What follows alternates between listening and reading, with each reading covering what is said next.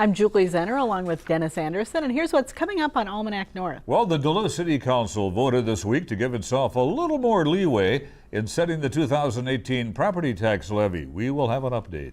October is Domestic Violence Awareness Month, and Superior's CASDA has some big plans to call attention to the issue. And we'll have the week's top business stories, and remember a story from 25 years ago. So don't go away. Almanac North is next.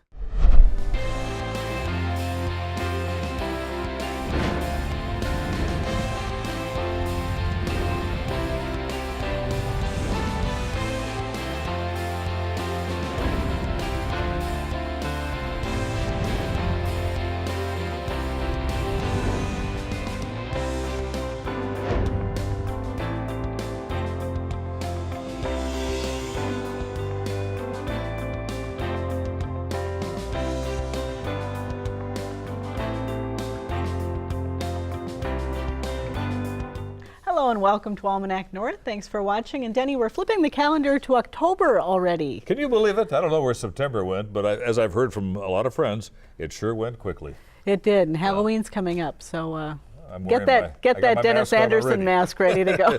It's already here. All right, well, we've got lots to talk about tonight, so why don't you take it away? All right, thank you very much, Julie. Well, the Duluth City Council has 2 months to decide on the final 2018 city tax levy, but it established preliminary numbers on the budget this week. Councilors set the maximum potential levy at a figure 2.4% higher than the mayor's proposal. Councilors who propose the higher limit say it will give them more leeway to make final budget decisions. And so here to talk about that and more is Gary Anderson, a Duluth City Councilor representing the city's 1st District, and Joel Sipress is the Council President and an at-large councilor. And thank you both very much for being here tonight. Councilor Anderson, let's start with you. This is your 2nd time around now being able to help with the budget.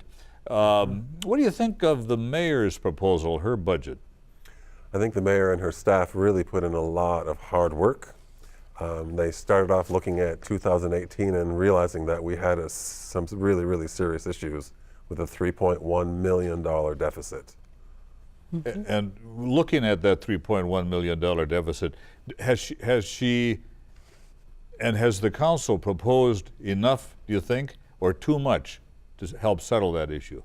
I think we've proposed enough. You know, the mayor has worked with all of the various departments in the city and all the directors to really find some places to cut so that there's a shared sacrifice amongst all the departments, and which will affect us all the way across the city. The resolutions that the council passed last week increasing the maximum suggested levy were to help to make sure that in the event that we discover from the fire department, the police department, that they really need to have a little bit more, we'll have that room for them. And also Councilor Sipress, Council President Sipress, and Councilor Filipovich brought a resolution forward to help us also transfer some of the streetlight fee, $440,000 of that fee, that we will take it out of the straight fee status and bring that into the property tax levy. Mm-hmm. And we'll be talking about all of those issues in the next few minutes, but Councilor Sipress, have you heard from a lot of people that there have been concerns about proposed cuts to the fire and police department, and if so, do you think that that's a good reason to raise that maximum? Well, you know, of course people are concerned, and I think people are also concerned because we've been cutting staff positions for a number of years, and it's reached the point where we're going to have to make some really, really difficult decisions. The single largest source of revenue for the city's general operations is the state's local government aid program, which is the program that's designed to make sure that regional centers like Duluth can serve the whole region without putting the whole burden on property taxpayers. And for the last several years, the state has been underfunding local government aid.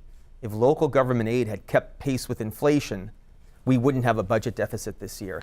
And so in recent years, as the state has been essentially withdrawing its support from cities, it's forced us to make these really hard choices between property taxes and staff and service cuts. So we've got a potential hike in property taxes coming up.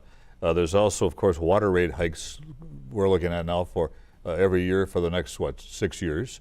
And of course, there's also a referendum coming up on whether there should be an increase of a 0.5% increase in the city sales tax. Is this too much? Are taxpayers getting scared? You know, it's hard, and this is the kind of stuff that keeps me up at night as a counselor. We've really been left to fend for ourselves as cities, and Duluth's been left to fend for itself by the state and federal government. This whole country has failing infrastructure, and neither the state nor the federal government have passed an infrastructure bill in years, a decent infrastructure bill. And so we're faced with a failing water system, we're faced with streets that are falling apart, and we're faced with funding cuts from the state, and we need to ask ourselves, what can people in the city afford to pay? If we ask people to pay too much, this puts strain on people who are already struggling financially. But if we don't ask everyone to pay a little more, then we may have a failing water system and crumbling streets. With the potential for a increase in property taxes, do you think this is will this hurt the referendum coming up for the increase in the city sales tax? Well, I think the mayor's proposed half-cent sales tax for streets is a really good example of how we can do the work that needs to be done while shielding local taxpayers.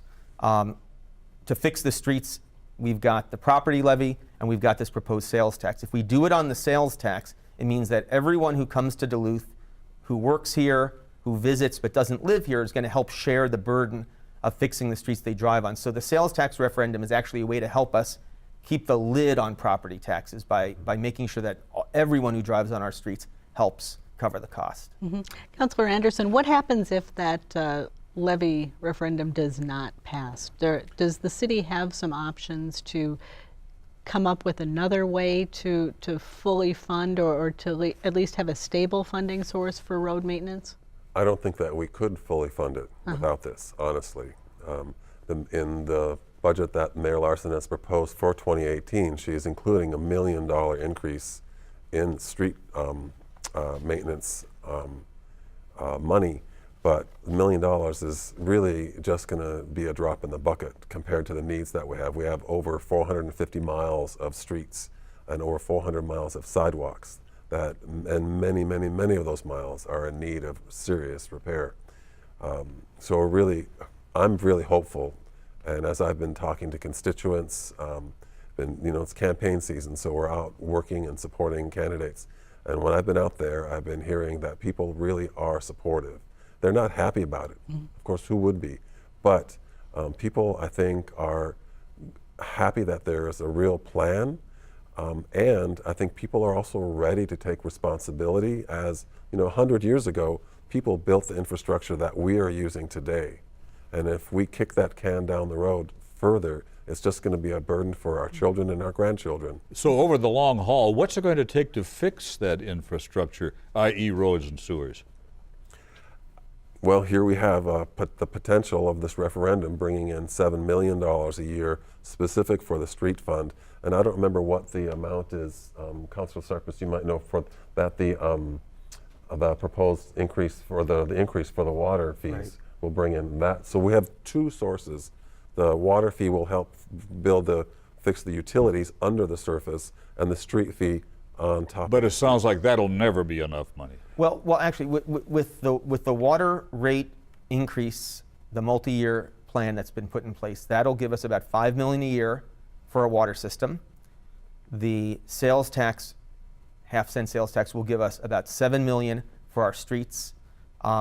And those two sources of money will give us what we need to start making a really, really serious dent. And I'm actually really pleased, not that we have to ask people to pay more, but I'm really pleased that the mayor, the Public Utilities Commission, and the City Council finally came together and basically leveled with the public and said, this is what we need, and this is what we're asking people to contribute.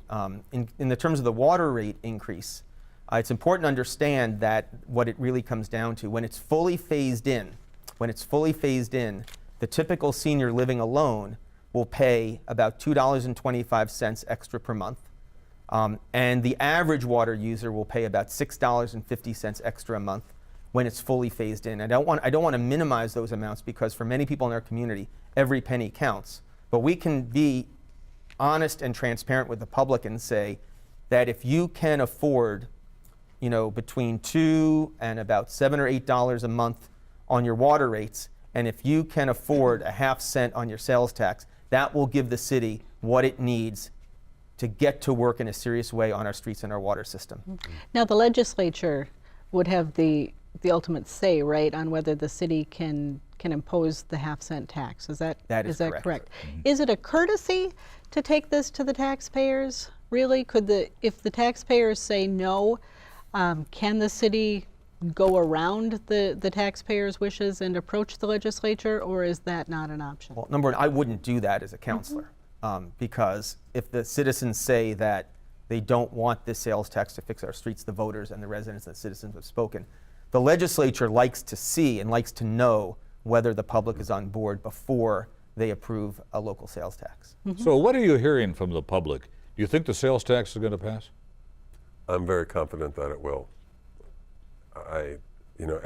When I was campaigning two years ago, that was the number one issue that you hear from people, is they want to know that their streets, that they're not an embarrassment, and they've been waiting for a plan. And I really think that this plan, while it's not going to fix everything, this says to the people that we are actually taking this seriously, and and that combined with the water rates increase is going to really take care of what could be a critical mess. Of course, the city's only 1/3 of the local property tax. We have the county and the school district also. And in fact, the city really is only about a quarter but of the levy. Do you make your decisions in isolation, or do you look at what the school district is proposing and what the county is proposing and what that total tax bill is going to be on the taxpayers as you're making your decisions, or do you really just look at what the city needs right now?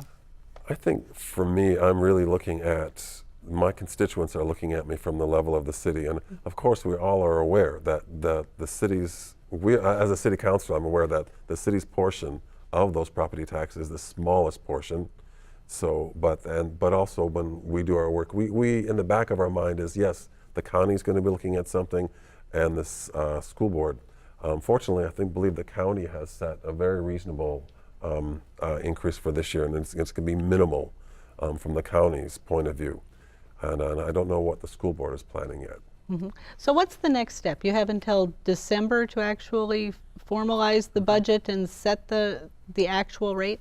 That's correct. We set the actual levy in December, and I'm hoping that we take a really hard look at the proposed budget, and I'm hoping that we can find a way to meet the needs of the public within the mayor's original proposed levy.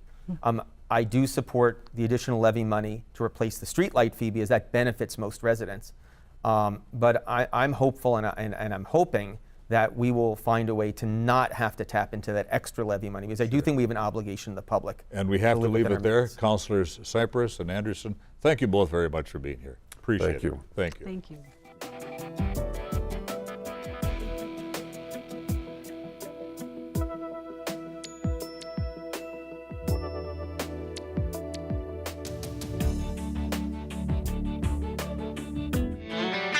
Now, let's dig into our news file archive for a look at what was making news 25 years ago this week. The complete devastation in these pictures were captured shortly after Hurricane Andrew ripped through southern Florida. Unfortunately, many of the communities hardest hit by the storm still are a picture of desperation and disarray. Now, Wisconsin and Minnesota branches of AAL are raising money to send a much-needed resource, plywood. This commodity that we virtually take for granted here in the Northland is in awfully short supply in both Florida and Louisiana. And relief effort organizers now say they will be able to ship up to 20 truckloads to victims of Hurricane Andrew to help them rebuild their lives. Organizers say it seems the way to the pocketbook is through the stomach. Coffee hours and bake sales, and now a candy bar drive in Superior is raising thousands of dollars. Everybody's buying them. Everybody loves chocolate. The youngsters are selling them. Senior citizens are selling them.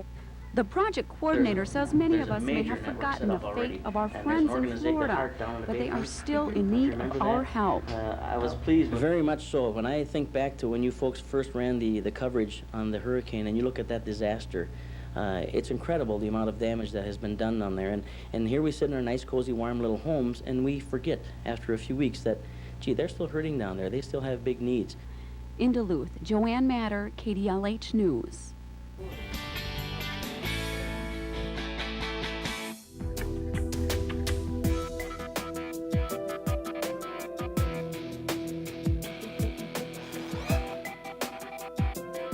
October is Domestic Violence Awareness Month, and on Monday, Superior's Center Against Sexual and Domestic Abuse, or CASDA, kicks off a month-long series of events to inform and educate the public.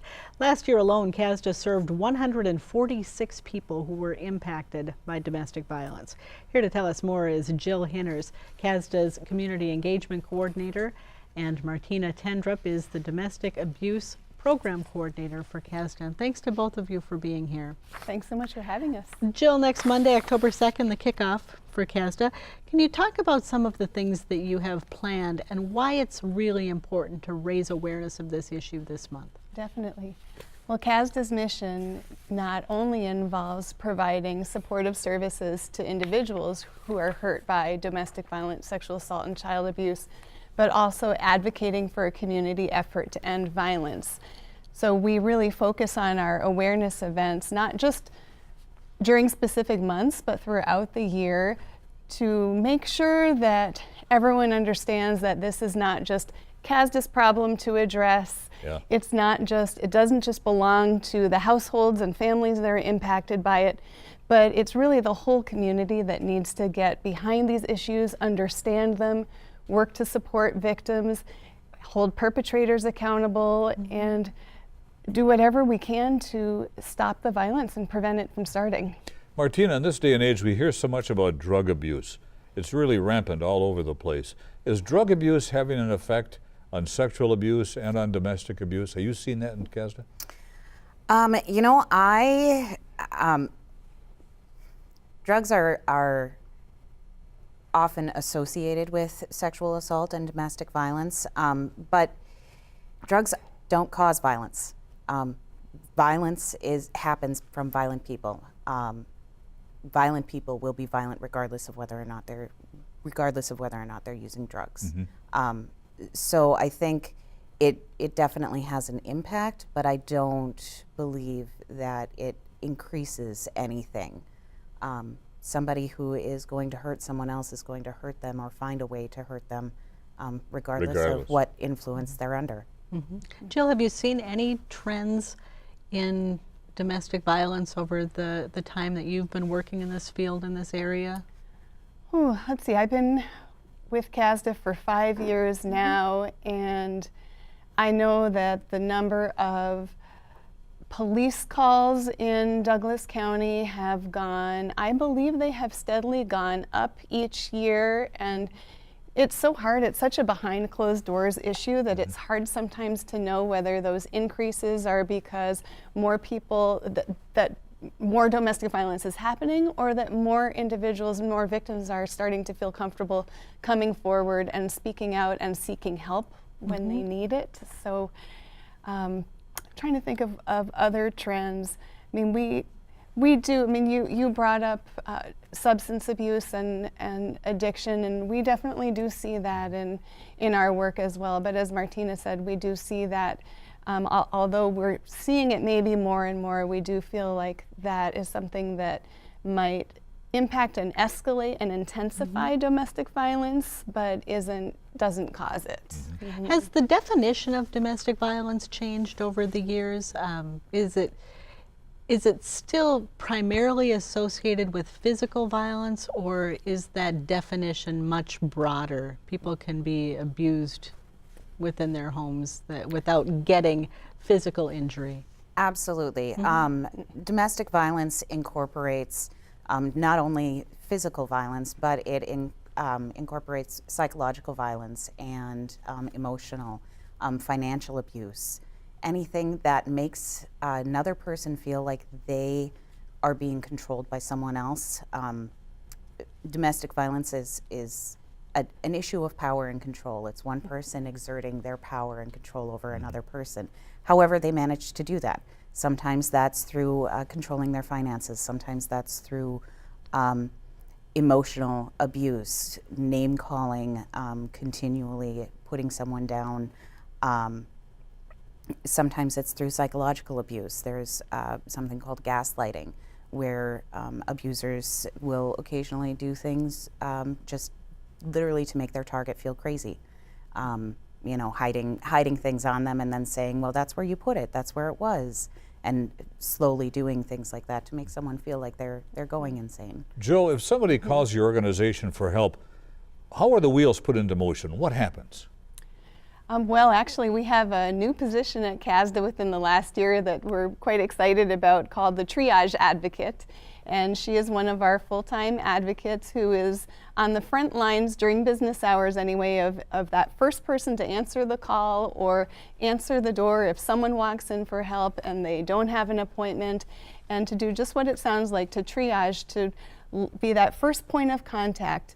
What is this person's immediate problem? What is their immediate needs? How can she best refer them either within the agency or outside of the agency to get the support that they need? Sometimes it is maybe helping someone make a report to the police because they don't want to do it alone. They could use that support person by their side. Sometimes it's setting someone up with shelter if they have nowhere to go. Sometimes it is setting someone up with our legal program because they have questions about how to file for a restraining order against the person that is targeting them. If somebody comes in for help, are you obligated then to call the police? Oh, no, no, absolutely not. I mean, certainly if we're very concerned for someone's safety, we might encourage them or say, I'm so concerned about your safety. Have you considered contacting law enforcement? You know, would you like us to do that together? But we really want the victims and survivors that we serve to guide whatever next steps are taken. They have been, another individual, sometimes more than one, have been exerting so much control over them. What can we do to give some of that control back? While we're supporting. We also firmly believe that the victim is the one who truly knows the abuser and what the effects of their choices and decisions are. It's not uncommon for abusers to, or for victims to suffer repercussions when they try to take actions against the abuser. Sometimes it's safest for them just to leave and not bring law enforcement into them because they don't know, or they do know better than we do, what sort of consequences that might be a result of that. And we want to empower them to be able to make those decisions on their own and to know that they know what's best for their safety. So this is Domestic Violence Awareness Month. How do you have any advice for people in terms of how to recognize somebody who might be suffering with this in their home, or somebody who might be an abuser, and you know, maybe how they can intervene or help that person, or bring it forward a little bit? Maybe there are too many questions in there, but I mean, we can probably both talk about some examples. I mean, I can think of a mother that reached out to us for help via our 24-hour phone line once, and described something that was going on with her daughter, where ever since her daughter had been in this new relationship, the daughter had stopped coming to family gatherings and had been moved further and further out to the country with less access to a vehicle to get anywhere. And so those are some things I think to look for. Is this person with someone else that's isolating them from things that they've always loved participating in? Kind of quickly, can you tell us about Monday's upcoming event at the Douglas County Courthouse? We are doing a proclamation, so the mayor will be speaking. Mayor Jim Payne will be speaking, along with Chief Nicholas Alexander and Jay, our paralegal, will all be speaking, and basically it'll just be proclaiming that that October we will be recognizing in the atrium of the government center. Yes, in the atrium of Public's the government invited. center. Yep, Yeah, it is. yeah, a great opportunity to learn more. All right. Well, thank you so much. And people will be seeing purple around town as the color to raise awareness. Thank you for coming in and sharing some information. Wish we had more time. Thank to you talk so with much. Thank you so Thank much you. again, too.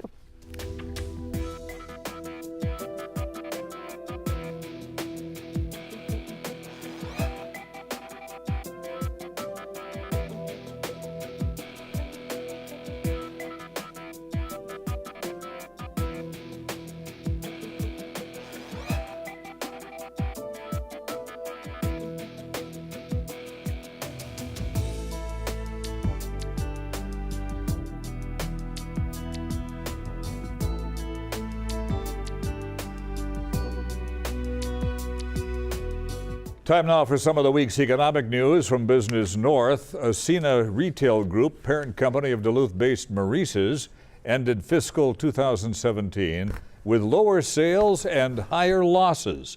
That trend has plagued the retail industry as consumers continue to ramp up their online spending. For the full year, Ascena reported an operating loss of $1.3 billion versus a gain of nearly $94 million in 2016. In the value fashion segment, which includes Maurice's and Lane Bryant, there was a 12-month operating profit of $12.2 million. That's down from $92 million a year earlier. The big world of Airbnb is bringing people to a tiny place on the edge of far northern Minnesota. An old horse barn has been converted into the Hungry Hippie Hostel outside of Grand Marais. The first floor has a public room with a coffee maker, fridge, and microwave, along with 2 full bathrooms and 2 private rooms. The hayloft has been converted to offer rows of bunk beds and a half bath. So far, the clientele represents a wide demographic, including people who hike, canoe, or kayak. Well, construction has started on a new housing development at Weeks Avenue and North 14th Street in Superior. The future 54-unit market rate housing development by P&R Properties Twin Ports will be named Onyx. Developers say it will take a small chunk off what's needed for Superior to address its housing shortage.